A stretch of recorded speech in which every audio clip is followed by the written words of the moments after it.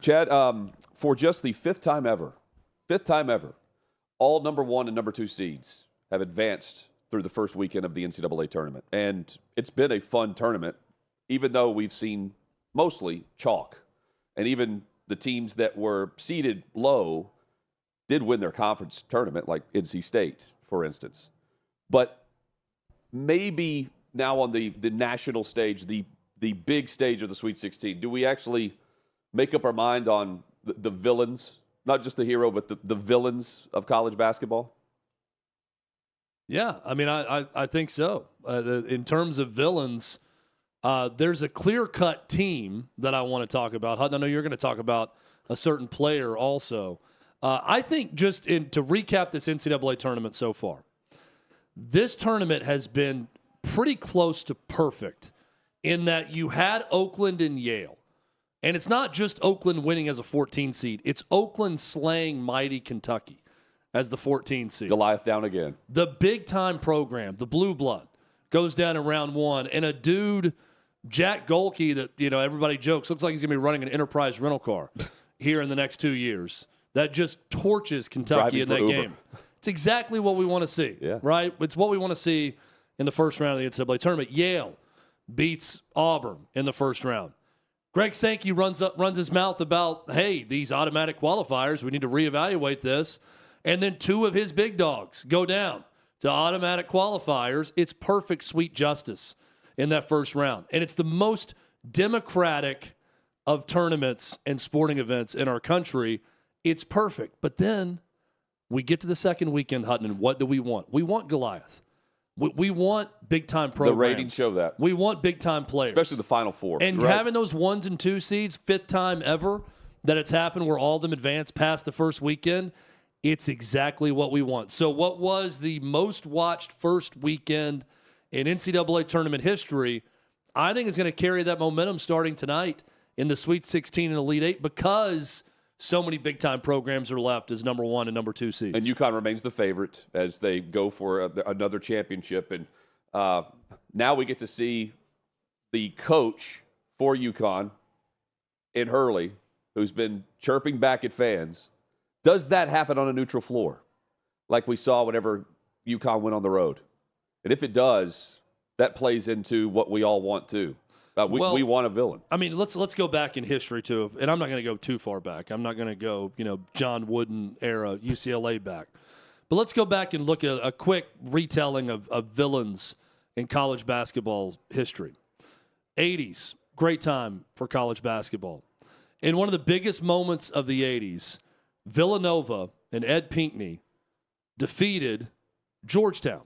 Hoya Paranoia, John Thompson, a villain in the 80s. Make no mistake about it. And he played into it. Georgetown, they were villains. They were the Detroit Piston bad boys of college basketball back in the 80s. Patrick Ewing, all of those great teams, villains, made the sport better. To me, Georgetown and that whole ethos begat UNLV and Jerry Tarkanian and the biting of the towel and the dominant teams that would run and gun with the running rebels, and they'd tell you about it. They would dunk in your face, put you on a poster, and tell your entire bench about it. And America hated that too. And then who came along to slay mighty Goliath back in 1991 after losing by 30 points in the national semifinal the year before? Here comes mighty Duke to do that. Duke was not a villain when Coach K finally got over the hump in 91. But you know when they became a villain? In 92, when Christian Laettner stomped on the chest of Aminu Timberlake and changed the perception of Duke forever. And then Christian Laettner begat, Grayson Allen and J.J. Redick and all these other great white villains of Duke basketball. Duke has remained a villain ever since. Let's fast forward a little bit. Kentucky, John Calipari. A lot of people don't like John Calipari. Didn't like how he was bringing in one-and-done players. Everyone suspected Kentucky of wrongdoing, much like there was wrongdoing every stop along the way for Calipari. From UMass to Memphis, everywhere he had been, a cloud followed him. They won it all in 2012 with Anthony Davis and that great team. Then fast forward to 2015. Here comes Wisconsin to slay Goliath in the national semi. Kentucky going for an undefeated season. They lose one step short of the national championship game, and it was Wisconsin that beat them. Kentucky was the villain then. If you were looking for a villain of college basketball right now, look no further than the UConn Huskies and Dan Hurley as their head coach, a coach who will threaten to fight fans in the stands and will use anything, whether it's real or not, to motivate his teams to get ready for games. Danny Hurley, who will beat you and tell you about it. And not only will he beat you, he will beat the piss out of you. You want an example? They won every game last year in the NCAA tournament by an average of 20 points, including beating San Diego State in the national championship game by 20 points. You know what they're doing this year so far? They're averaging 28 points per game, average margin of victory, through 2 games in the tournament. So while I think people are going to start to root against UConn, especially if they win a second straight national title, Hunt and I will always argue, not just in college basketball, but in all of sports, it's good for TV ratings to have a villain. I believe UConn could be that next great villain of college basketball, and that is a testament to Danny Hurley and UConn, by the way. These programs I'm talking about and coaches I'm talking about, they were so successful they became the villain. This is not a diss, but people will start to root against UConn. Just watch. Well, they're already rooting against Purdue. And I don't understand it. Purdue is the perceived villain too. I feel like the average fan is wanting to see Purdue fall, more so than UConn. If we just polled the college basketball fan walking around the street, and it's Zach Edey, and there is a hatred for Zach Edey that I cannot wrap my head around, because you mentioned some of these guys: Christian Laettner, J.J. Redick, Tyler Hansbrough. You have Joakim Noah at Florida, Marshall Henderson, and Grayson Allen from Duke. Yeah. And then all of a sudden, Zach Edey's on this list because He just gets so big. Well, he's 7'4". He was playing soccer and baseball, and then shot up to over hockey 7 too. at hockey. He's Canadian. And I guess because he's boring, we don't appreciate what he's doing. He takes up space in the paint, and that's it. That's a narrative, but also, I mean, look at some of what did Yao Ming do? And he's a Hall of Famer.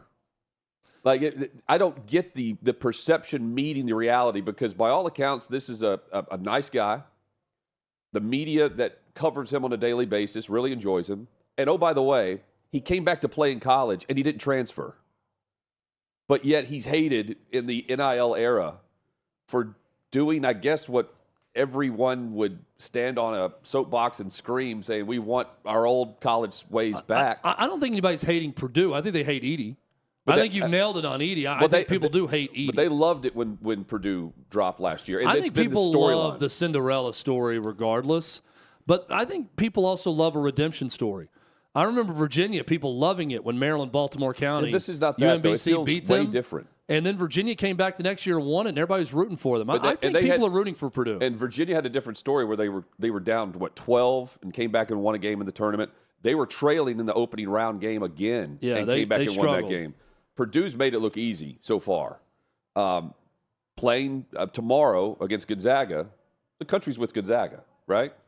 I don't think so. Well, maybe not the betting public, but the Zags are the Zags. No, I think you've nailed it on Edey. I think people root against Edey, and he's annoying to watch simply because he's so big, and it's hard to know how to officiate him. Obviously, it's difficult to play against him, and people haven't really figured it out, and they're not going to now either. Look, I'm rooting for Purdue to win it. I've got them winning it. I like a nice redemption story. I don't know how a team that hasn't been to a Final Four since 1980, and Matt Painter has never been, and with all of his success at Purdue, could really be seen as a villain like the UConn is becoming, as a possible back-to-back national champion. And Danny Hurley won it pretty quickly, that UConn. But I'm with you on Zach Edey. If you had to pick a player villain in this tournament, it is Zach Edey. But so you have your baby faces and heels in pro wrestling. Mm-hmm. UConn matched up against Purdue would feel like Stone Cold Steve Austin, where it's you are you're rooting for the anti-hero against Zach Edey. I think the UConn would be more popular for just who do you want to see win. And that's just because the narrative with Zach Edey is he's boring, he takes up space, he turns around and shoots. But we've seen this before. I mean, look around what the NBA was, and I mean, really, the Giants that are still there, this is common. It's just uncommon that we see it from a back-to-back player of the year and a guy who did decide to come back and play and played for Purdue again instead of, being like the average college basketball player and entering the portal. It's just, it has a weird vibe to it that I'm unfamiliar with this time of year, given the storylines that we all crave during March Madness. Yeah, and there's not a true Cinderella left. Right. The lowest seed is NC State, a program that's won a national championship in their history. That's an 11 seed. So there's not that team that you point to and say, boy, America will get behind this group if they can get to an Elite Eight or a Final Four. The opposite of a year ago where that was the case. So there's a chance where we just have Goliaths left. Yeah. And you're forced to pick between UConn trying to repeat as national champions versus Purdue and not liking Zach Edey. I could see that being the case. I feel like if there's going to be a true villain program that emerges from this, it's UConn. But that's because I look at Purdue and I see a program that is right there on the precipice of Final Four or winning the big one that's never been able to get over the hump. I think as Americans, we're pretty good at rooting for someone to do something for the first time, to break through, finally break through. We love the breakthrough moment, and then to win it all. And the moment they win it all, as Americans, we love to immediately root for their demise. Yes. We want them to fall. So Hurley a year ago, he was more likable. People like the UConn run. Boy, is a dominant team, one of the best in NCAA tournament history with that average margin of victory being 20 per game. And then they win it, and now, he's annoying. They're too good. They're killing everyone again, and we immediately start to root against them. I think the same would be Virginia. They lose the 16, then win it. A great story, Tony Bennett. Virginia now, get them the hell out of the NCAA tournament the moment they're in, because no one wants to watch that lack of offensive basketball. I'm not even sure Tony Bennett wanted to watch that team again, quite frankly, when you watch them in Dayton in the first four. So we're very good at rooting for someone to break through, and the moment they break through, we start to root for them to fail. I'm still in the camp of I want to see Purdue break through. If I've got to pick a program that's going to make something happen, I'm good with that because they haven't been able to since Gene Cady in 1980. What about the redemption story of Kelvin Sampson? That's a redemption story no one's talking about. Houston's still there. He's been to a Final Four. Yep. Here's a question for you. 10 consecutive 20-win seasons at Oklahoma. Are people going to start to get annoyed by the cutaway shots of Jim Nantz rooting for Houston in the tournament? And they're go to Nantz for comment like they did in the locker room? See, I love it right now. When they go to him and he's in his full Houston stuff and he is just going nuts, cheering them on. I love seeing Jim Nantz in that role as opposed to Jim Nantz, broadcaster. But I can see people getting annoyed with that too. They'll only do that on CBS, right? Not TBS? That's a good question. I don't know what Houston was on this week. I don't know. I think he was. I was watching a game on True TV, I believe. Okay, you found the channel. They cut away. You did find it. Huge fan of A Practical Joker, so I knew exactly where to go. Many of us did. Average of 9 million viewers over the first 3 days for the college basketball games from Thursday, Friday, Saturday. That's the most ever. Setting records, and to me, Chad, it's a lot like the Super Bowl because they're adding numbers through these different ways you can stream now. You could watch on HBO Max. You could watch on Paramount Plus. There's different ways you could go. Yeah. And they're taking those numbers, pairing it with the ratings, and they're lifting the tide is up. But what is it about this college basketball season that has everyone ready to just tune in and not leave? Because the average is really good considering some of these late start times on the East Coast. And, everyone's skipping work, faking sick, or you're in a classroom watching it, in the social studies on Thursday, Friday. But once the weekend rolls around, the average per game, 9 million. That's massive. And to put that in perspective, Caitlin Clark's second-round game, the win against West Virginia, had 4.9 million viewers on ESPN and across ESPN platforms, digital, everything else. That's a huge number.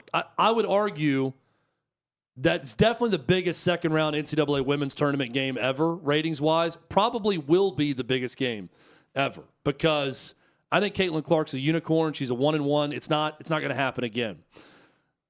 That's 4.9 million. Average was 9 million for the first and second round of the NCAA men's tournament. That is a gigantic number. I think it boils down to this, to me. Men's college basketball this time of year is one of our last true shared experiences in this country. We don't have a lot of things where we all gather around the campfire and experience it together.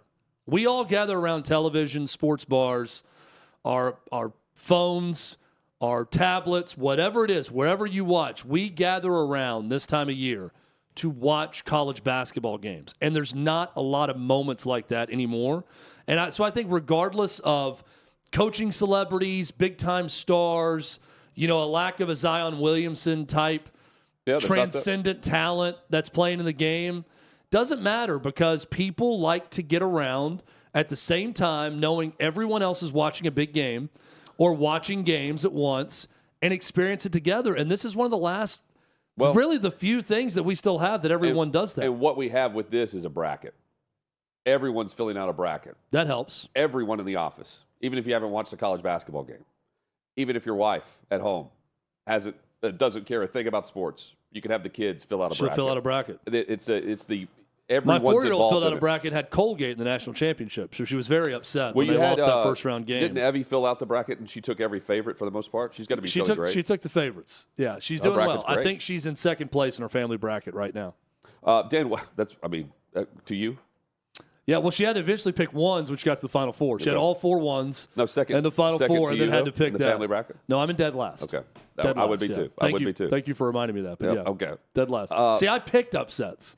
Like most of America, I tried to nail the upsets and got right on a couple, but not enough. Chalk in the Final Four in the Elite Eight, but, man, it was tough not to pick some upsets based on last year.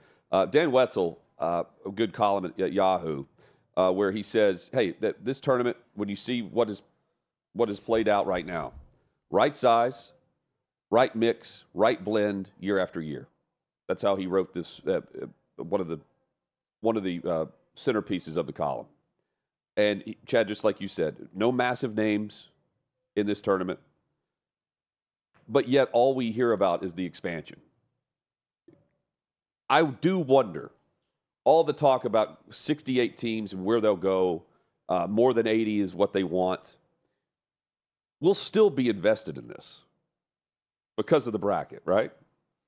Like, will we really lose interest like we feel we will? I'm not saying that I'm not speaking to this as someone. I'm a diehard college basketball fan. Yeah. So you could put 140 teams in the tournament, and I'm going to pay attention, and I'm going to watch every bit of it if that's the case. My argument throughout is simply don't try to fix what isn't broke. And this tournament is perfection. And we're seeing it once again this year. I think Dan Wetzel's a very good sports writer. Yes. Read the column as well. The one thing I want to hit on that he hit on that I think is very important here, and I've been tough on Greg Sankey about this. Greg Sankey's a very smart man. He's a very good leader for the SEC. Greg Sankey could be a very good leader for college football moving forward. Dan hits on something, though, that is very true. We don't need football people coming in trying to change college basketball. And the best single sporting event in the country. It's fine. Keep your hands off of it. We don't need people who are always thinking about football first and profit first, also trying to fix something that's not broke in the NCAA men's tournament.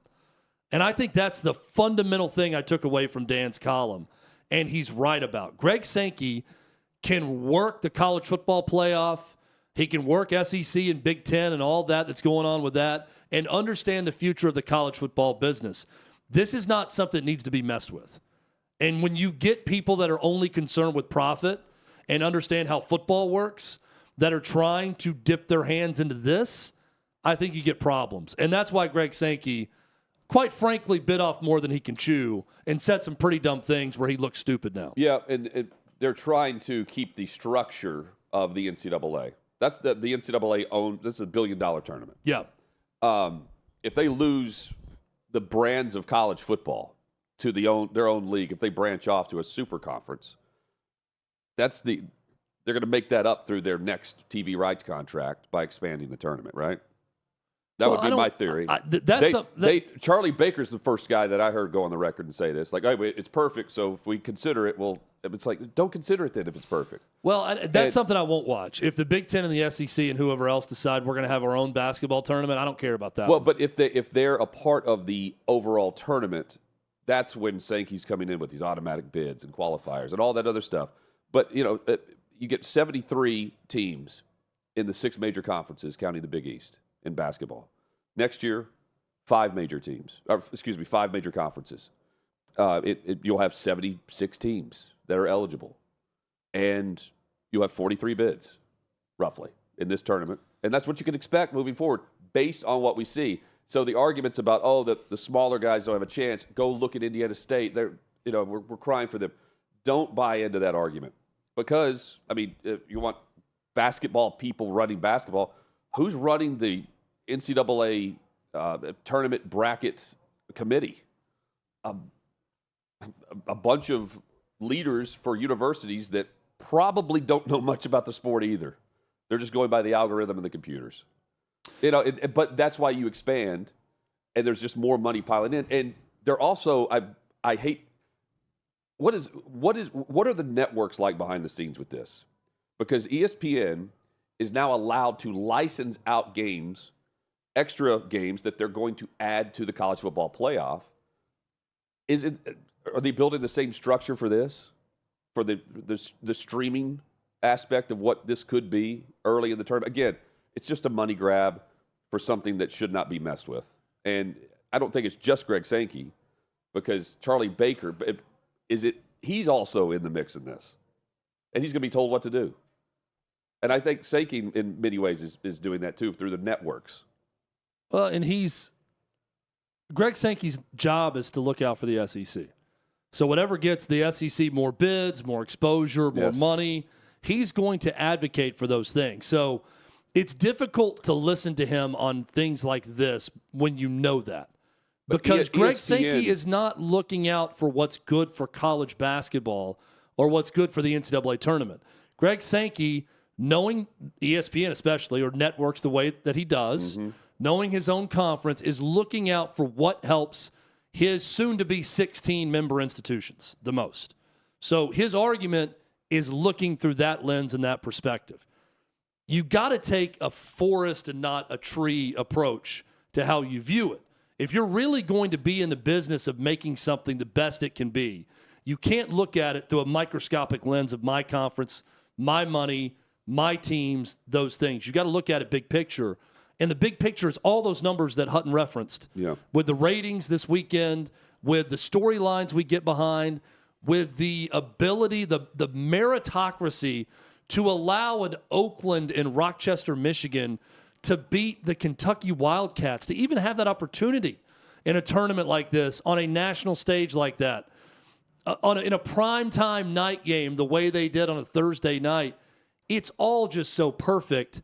And this is one of the few places we still get it. Just don't mess with it. We know the realities of college football, where it's headed, with a 40, 50-team super conference. It doesn't have to be this way in basketball because the limited scholarship numbers. It doesn't cost as much money. You can still have Yale beat Bruce Pearl and Auburn. You can still have games like this. Duquesne can beat BYU as an 11 over a 6. You can have these moments. FAU a year ago on their run. Yeah. And we love it. We love it, even when it affects our big football schools. Yeah, and I fear that they know, and they're going to be right, we'll still love it. And I also fear that it's a lot. I think ESPN's having a lot to do with this partnership with Fox, with Time Warner, and ESPN, which even caught the NFL off guard. ESPN wanted the tournament the last time it was up for bid, and CBS had to go to Turner in order to keep the rights the last time. So they know they're wounded in some way.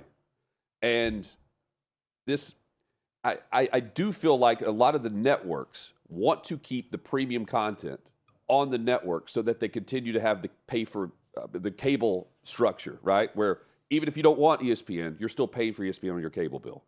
Meanwhile, you have CBS who's putting content that you could stream Sunday Night Football on NBC on Peacock.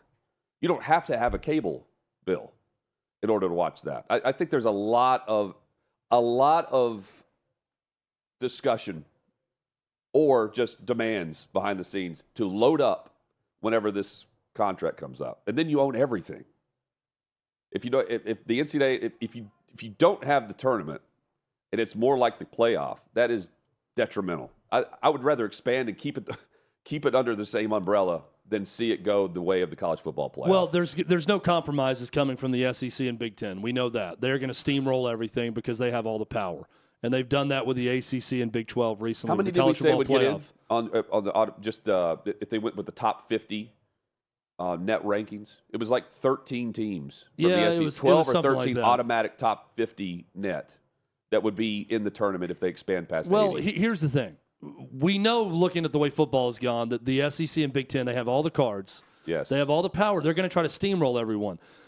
The compromise here, I hate to even mention this and give them this idea because I don't want it messed with. But the compromise would be, say, okay, we'll give you 16 more teams. All right, we'll go to 84 in the tournament. But we're going to do 10 major conference teams. We know it's going to be, 4-6 or 5-5, SEC and Big Ten because they're going to get their way. Yep. But 6 of them are going to be automatic qualifier conferences now. One bid leagues. We're going to find the regular season conference champion that loses in the tournament, and we're going to pick 6 of those teams out that otherwise would not get a chance, that have to go play in the NIT and go on the road in the NIT somewhere to play in the big dance. That's our compromise, to give you what you want so you don't break away, while also saying, but guys, look, now Indiana State gets in. Look at these other teams that got screwed because they lost in their conference championship game that are out of it now. We get to bring those teams in. There's 6 more mid-major Cinderella possibilities. And, all these other – Georgia gets in also, and these other teams in the big conference. Yeah. But still, that – Georgia and Ohio State get in. That's the compromise, right? I hate that. I don't like it. I'm still going to watch that tournament. If that's an 84-team tournament and that's what it is – I'm still going to watch it, but I don't think Greg Sankey and Tony Petitti are in any mood to compromise right now with anyone. That's the problem. That's where you get those statements that now everyone is ridiculing from Greg Sankey, because Greg Sankey is not in a compromising position. He's not in a compromising mood because he doesn't have to compromise on anything. No, and then the others don't even – they try to put up a fight, but they can't really. By the way, you mentioned jumping to the NIT, they would be in the back end of the larger bracket. Do you know the Final Four of the NIT? It's the semis. No, but should I get my bracket out? Yeah, so I can see how I'm doing? All right, hold on. So, yeah, let me see it. So, Georgia has advanced to the semis. Hinkle Fieldhouse. Madison Square Garden. No, it'll be Hinkle Fieldhouse is what the bracket says. They've moved it from Madison Square Garden? I think so. You mean to tell me the NIT, that's why the Big East tournament was there. The one selling point for the NIT was you get to go to the Big Apple and play in the Final Four if you make a run. Now it's Hinkle Fieldhouse. Now you go to Indianapolis. That's tough. These games on ESPN, by the way. Georgia, Seton Hall, Indiana State has made it, and Utah. Okay. So let's check my bracket. I got Indiana State, and that's it. Okay. I had Indiana State versus VCU, and I had Princeton versus Richmond in the Final Four. So I've got my national champion left. So do you, Hutton, right? When I say national champion, yes, I mean national invitational tournament champion. Yes. Just to be clear, not your traditional national champion you would think of. Oh, so Davey has updated us. Me, you, and Colin have Indiana State winning it all. Okay. But I don't even remember doing this. I have Indiana State and Georgia matching up in the championship game with Indiana State winning. You're in prime position to win this competition. One shiny moment. Well, what's the punishment? Do we all have to take shots on air? Yeah, that's punishment. Yeah, I'll go with you on that. Okay. It could also be the. Can it also be the? To the victor goes the spoils. Sure. I mean, you could join us if you'd shots. like. Yeah. I think we do what we'll do is a toast. I think everyone in studio has to toast the winner. Yeah. We'll have to prepare a toast. It's like the wedding rehearsal dinner. We have to stand up and give a toast to Hutton as our NIT bracket champion. This is a heck of an idea. We all prepare a toast. We get the pickle juice shots. We stand up and we toast Hutton. He takes a shot every time. Davey has to drink dairy. Davey, for the first time, since he was 5, maybe since he was breastfed, will have to drink dairy. Maybe it wasn't. Formula I know it's not actual dairy. He wasn't breastfed. Is what he said. That's why he's so sick all the time. We'll Is he toast sick all the time? We'll toast. He's complaining about something a lot. Oh yeah, but maybe he's not sick though.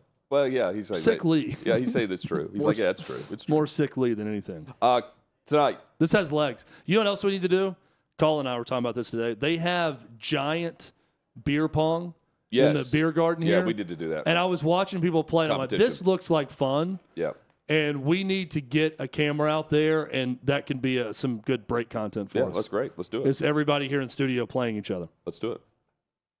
But competitive. Playing each other, not playing with each other. Thank you. I was thinking about that. Wanted to make that clear. Yes, thank you. You're welcome. Clear that up. Tonight, Clemson, Arizona, San Diego State, and UConn, North Carolina, Alabama, Iowa State, Illinois.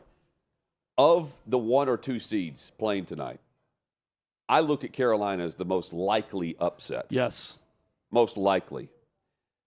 I don't see San Diego State. They are also so quiet on San Diego State. And FAU is a totally different story. They also made it to the Final Four. Well, if you remember, San Diego State a year ago, Hutton, was in this same spot. Right? Not a rematch. But San Diego State was playing the number 1 overall seed in the tournament. A year ago in the Sweet 16, they upset Alabama. Yes. In the Sweet 16. Yeah, Alabama was last year's number 1 overall seed. This year this is a championship rematch, though, isn't it? This year it's UConn? A rematch, yes, of the championship. Okay. But I'm saying a year ago in the Sweet 16, San Diego State slayed the nation's number 1 overall seed in Alabama. This year in the Sweet 16, they get the nation's number 1 overall seed in UConn. So it's a chance to do the same thing again and shock everyone. It's why I bet on San Diego State to cover plus 12. Yeah, that's a steep. I don't think they win, but that's a lot of points. We'll get Kelly to give us her thoughts on that, too, because you're right. By the way, it's 12. You mentioned that, but it's UNC favored by 4.5. Arizona favored by 7 over Clemson. I think Clemson can match up with them. Yeah. Of the 2 seeds that could lose. Clemson's a sneaky one to watch. Yeah. And then Illinois, Iowa State. I like both of those teams. Yeah. Both can score. Either of those, I think either of those could make a run to the Final Four. You agree? Yeah. I've got Illinois in my Final Four from the start, but would not surprise me at all if Iowa State found a way. Today's also opening day in Major League Baseball. Who knew? The Orioles taking on the Angels. Braves and Phillies rained out. Yep. It's moved to tomorrow. That sucks. Well, it's also I hate this opening weekend, where you have a Thursday game. So before, the Braves Phillies were going to play Thursday, skip Friday, play Saturday, Sunday. And then pick up with now all they're doing, because the rain is, they're going to play a normal weekend series. Yeah. They'll play Friday, Saturday, Sunday. So no big loss. Astros, Yankees, which will be, I think they're about to have first pitch. I do like the middle of the day opening day in MLB. I like day baseball, period. Yeah. Whenever it's being played. But I think opening day. Yes. Absolutely. Now we have 7 months starting today of baseball. Did the Reds open it up today? They always do, don't they? Typically, the Reds are always the first pitch. Well, who did the Dodgers play over in South Korea? The Padres. Okay, that counted, right? Yeah, but I mean, I think in these United States, I do believe I believe the Cincinnati Reds. The Reds aren't good enough to represent us globally, but they have prima nocta on the United States. Michael McKinley. They're the first ever pro baseball team, the old Red Stockings, or whatever they were called. So I think they get the first pitch of opening day every year. Not in Seoul, South Korea, but here in the United States. I believe that's the case, unless it's rained out. No, it's the bottom of the second. Reds and Nationals so scoreless in Cincinnati. I thought they always did that. I guess not anymore. They are the first game because every other game's either in the second or the first. Well, Orioles were in the first inning. that bottom of the fourth, Orioles and Angels. Yeah, they were in the. I was going to say about an hour ago they were in the first. You mean to tell me that the Orioles have supplanted the Cincinnati Reds as the team to get the first? Well, pitch? What if it's not the Orioles? What if it's whoever they're playing? The Angels. The Angels, yeah. What if it's the Angels? I doubt it's the Angels. Also, the Angels, the West Coast, they're definitely in Baltimore with how early this game started. Definitely not going to Anaheim. And new ownership, by the way. That upsets me. Maybe it was a rain delay on the Reds Nationals, and that's why they didn't get the first game. There you go. So should they delay the entire? I think so. They should wait. I think until rain clears in Cincinnati, no one can play baseball. Guys, we're pushing opening day to Friday. It's a real bad storm in Cincinnati. We got to wait till tomorrow to start with their 10 a.m. first pitch. That would be great. 9:37. Let's be very specific, like the tournament. I would appreciate a commitment to ceremony to that extent. Rob Manfred should be there every year. Yes, they back up all of opening day for every team if the Reds can't go in the first game. Chad, the last tip-off is at 10:09 Eastern tonight. Illinois, Iowa State. So we have baseball and the NCAA tournament on at the same time. I'll be watching a little bit of both, but mainly the NCAA tournament. Yeah, totally agree. Once I'm just in the last game window, I may watch a late night baseball game during commercial breaks. That's it. Put a little wager on it. Yeah, why not? A little prop. Yeah, a little prop. Not in college, but pro props. We'll put it in. Do all you can. Bet all the props you can.